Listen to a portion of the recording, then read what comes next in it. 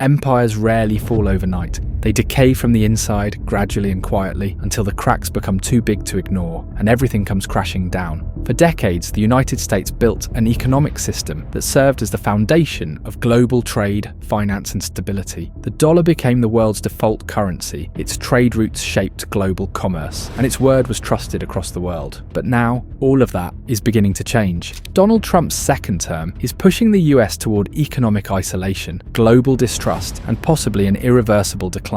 Donald Trump is not the first president to challenge the world order, but he may be the last to oversee its unmaking. His actions, tariffs, trade wars, and reckless fiscal policies aren't just short-term setbacks. They're fuel to a fire that's been quietly burning for years. And in the worst-case scenario, that fire won't just consume the American economy, it could bring down the entire global system with it. But here's the thing about collapse. It's not always obvious when it begins. Sometimes it starts with something as simple as a broken alliance, a tariff, a sudden sell-off, a quiet moment in history that when looking back will look like the turning point, and we may already be there. In this video, we're diving into why Trump's second term could be more than just chaos. It could be the tipping point in America's slow-motion collapse. Not the flashy kind you see in headlines, but the kind that happens when a superpower ignores every warning sign. We'll break down how this presidency isn't just speeding up the fall, it might be sealing USA's fate. Just a quick reminder, if you're enjoying the content, do hit that subscribe button. It really helps boost our reach and keeps us inspired to create more videos like this. The first warning sign is the slow collapse of globalization, the very system United States once built to dominate the world. Globalization was never just about trade, it was about power. For decades, the United States stood at the center of a vast economic network, dictating the rules of global commerce. Through strategic agreements, it secured access to foreign markets. The dollar became the foundation of international finance. The world's largest economies depended on stable relations with Washington to keep the system running. That system is now coming apart. Donald Trump's return to power has accelerated a shift that was already underway, the destruction of American globalization. His administration isn't just reopening old trade battles, it's taking them to a whole new level. One of Trump's first major moves was reinstating and expanding tariffs, targeting China, the European Union, and even traditional allies like Japan and South Korea. The logic was to protect the American industry, but the reality was a global economic realignment that pushes the US further into isolation. The real turning point came when the United States locked horns with China. What began as targeted tariffs quickly spiraled into a full-blown economic battle between the world's two largest powers. It all began on February 1st, when President Trump imposed a 10% tariff on Chinese goods. China hit back almost immediately, with tariffs ranging from 10% to 15%, targeting key American exports like crude oil, LNG, coal, and agricultural machinery, industries worth billions in US trade. By March, tensions had escalated.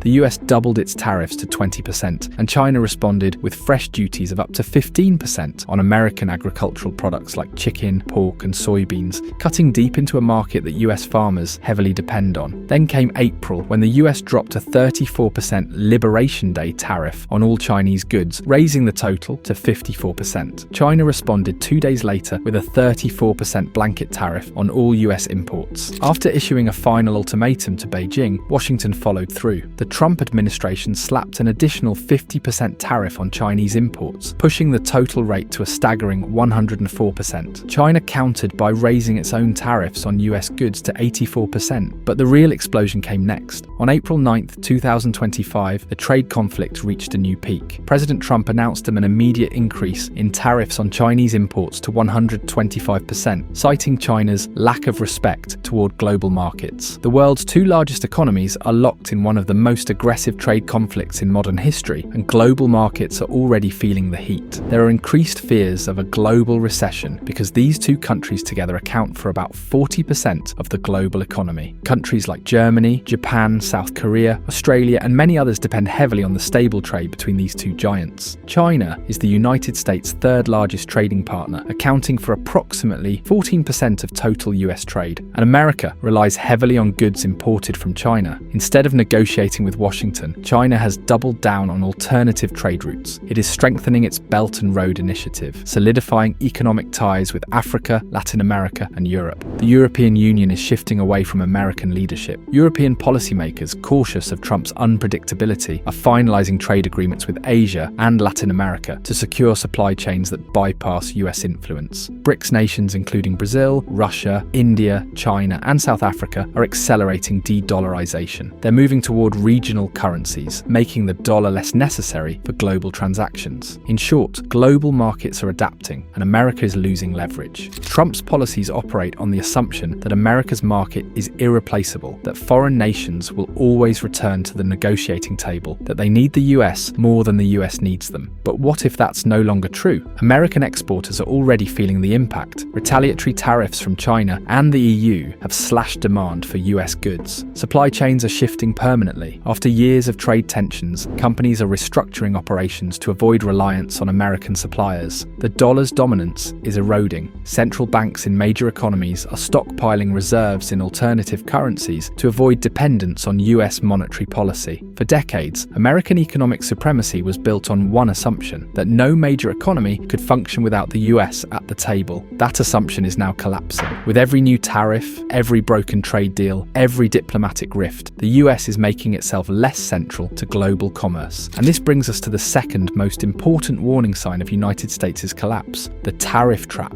Trade wars don't start with explosions, they start with paperwork. Tariffs are signed, countries strike back, and invisible economic walls start going up between nations. And right now, the United States is building those walls higher than ever. Donald Trump's return to power has reignited his trade war strategy, but this time he's going further. Instead of selective tariffs aimed at China, he's pushing for across-the-board import taxes, a 10% universal tariff on everything entering the US, with even higher penalties on goods from key rivals. The goal is to force American companies to bring jobs back home. But the reality is a self-inflicted economic war that punishes the very industries it claims to protect. On paper, tariffs are supposed to make foreign goods more expensive, giving US companies an edge. But in practice, modern economies don't work that way. Everything is interconnected. Manufacturers rely on global supply chains. The raw materials, components, and electronics that power American factories don't come from thin air. They're imported from other countries. Now, those raw material costs are skyrocketing, and average Americans will bear the brunt. A 10% import tax doesn't just hurt businesses, it drives up prices on everything from cars to groceries to medicine. Inflation that was once cooling is now surging again. Farmers are facing the consequences. After years of trade tensions, key buyers like China have shifted their agricultural imports elsewhere. US soybean exports were hit hard during Trump's first trade war and never fully bounced back. A second round could push them over the edge. And this isn't a theory, it's happening right now. Auto manufacturers are warning that rising steel and aluminum costs will force them to cut jobs. Retailers are preparing for price hikes that could hit consumers by the next holiday season. Always remember that trade wars don't happen in a vacuum. Other countries always fight back. China has reimposed tariffs on US agricultural products, further cutting off American farmers from their biggest market. The European Union is targeting US industries that depend on exports, including aviation and tech. Japan and South Korea are forging stronger trade agreements with the EU and China, creating economic ties that reduce their reliance on the US. And here's the dangerous part. This isn't just tit-for-tat retaliation. This is a long-term shift away from American trade dominance. The last time Trump launched a tariff war, he eventually bailed out American farmers with billions in government aid. But this time, the situation is different. The US national debt is higher than ever. Interest rates have climbed past 5%, choking the government's ability to borrow cheaply. This time, there may be no bailout big enough to undo the damage. Corporate layoffs are already being announced as industries face higher costs. US exports are shrinking as trading partners shift to other suppliers. Inflation is creeping back into daily life, not just in gas prices, but in food, rent, and basic goods. Trump's economic nationalism frames tariffs as a weapon to bring back American jobs. But in a world of deeply interconnected economies, these policies doesn't just punish foreign competitors, it cripples domestic industries too.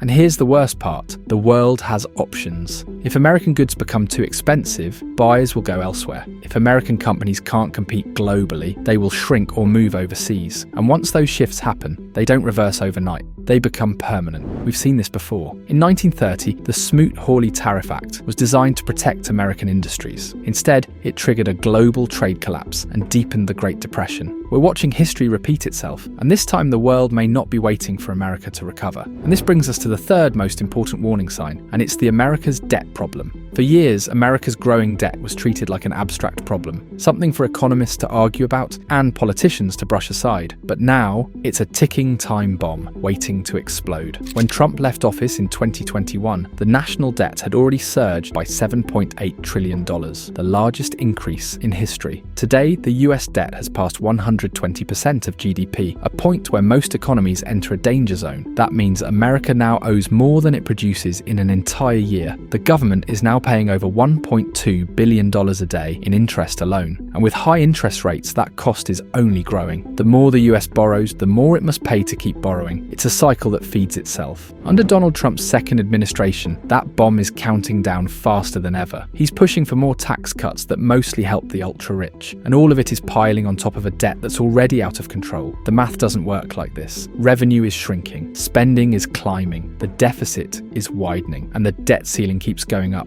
The US is borrowing more than ever, at higher interest rates than ever, with no plan to pay it back. Foreign creditors are watching closely. For decades, the US has run massive deficits without immediate consequences because the world was willing to keep lending. But that trust is eroding. China has been quietly reducing its US Treasury holdings. Japan, once the largest foreign holder of US debt, is looking for alternatives. Saudi Arabia and other oil-rich nations are investing more in gold and foreign currencies. India is shifting more of its reserves into euros and rupees. The message is clear. United States creditors are losing confidence. If global investors lose confidence and demand higher interest rates, the cost of borrowing will skyrocket. That would leave the government with three bad options: cut spending, raise taxes, or print money. And if the US starts printing money to cover its debt, that's when the real crisis begins. Trump has already floated the idea that you never have to default because you print the money. That statement should terrify anyone who understands economics, because printing money to pay off debt doesn't fix the problem. It destroys trust in the currency. And once that trust is gone, it's almost impossible to rebuild. So what happens next? The dollar loses value, prices on imports skyrocket, and inflation spins out of control. We've seen this before in countries like Argentina, Venezuela, and Zimbabwe. They spent too much printed money to stay afloat and ended up crashing under hyperinflation. America was never supposed to be one of those countries. But debt doesn't disappear just because people stop paying attention to it. Every empire in history has faced this moment, the choice between fiscal discipline or economic catastrophe. Rome debased its currency to finance endless wars. The British Empire accumulated unsustainable debt before its global influence collapsed. The Soviet Union spent itself into ruin, trying to outpace the US military. And now America is following the same trajectory. If Washington doesn't change course, if Trump continues spending without limits, borrowing without restraint, then the US is heading for the same fate. Because debt crises don't happen gradually, they happen suddenly. One day everything seems fine. The next day, investors panic. Interest rates spike. The government scrambles to reassure markets. And then before anyone fully realizes what's happening, the entire system starts to break. The US isn't immune to economic collapse. No empire ever is. The only question left is, how much time is left before the reckoning? And that leads us to the final warning sign in America's slow-motion collapse: the death of the US dollar. For nearly a century, the US dollar has been the backbone of the global economy. Every major nation holds it in reserves. Oil, commodities, and global trade are settled in it. The dollar isn't just America's currency, it's the world's currency. But not anymore. Under Trump's second term, that dominance is slipping. Even before Trump's return, the world had been slowly diversifying away from the dollar. But his policies, escalating trade wars, aggressive tariffs, economic nationalism, are accelerating the process. China and Russia have already cut their reliance on the dollar. Trade between the two nations is now settled in yuan and rubles. BRICS nations, including Brazil, India, China, South Africa, are actively working on an alternative reserve currency. Saudi Arabia, once a cornerstone of the petrodollar system, is now accepting oil payments in yuan. India and the UAE are trading oil in rupees. France recently purchased LNG from China in yuan, a first for a Western power. This isn't just a symbolic shift, it's a clear message that the dollar is no longer viewed as a safe, neutral currency. currency, it's now seen as political and risky. If global investors stop buying US debt and central banks start reducing their dollar reserves, and if the world finds an alternative, the dollar's reserve currency status could be lost forever. And when that happens, the US will face an economic disaster unlike anything in its history. Imports will become painfully expensive, interest rates will soar, and the stock market will panic because the stock market, housing market, and bond market all depend on a stable dollar. If that stability vanishes, so does confidence in the entire system, and this will be the point of no return. The US will be trapped, unable to borrow, unable to cut, unable to print without crashing its own currency. This isn't speculation, it's history repeating itself. The last time a global reserve currency collapsed, it was the British pound after World War II, and the British Empire never recovered. If the dollar falls, the same fate awaits the United States. Every empire believed it was untouchable until it wasn't. Rome, the British Empire, the Soviet Union. They all collapsed, not in a single moment, but through years of economic mismanagement, political instability, and a failure to adapt. United States is at that crossroads now. The difference is that this collapse won't happen in centuries. It could happen within a single presidential term. A path of reckless tariffs and global isolation is only going to accelerate this collapse. If you like this video, share it with others and be sure to check other videos on our channel too. Take care.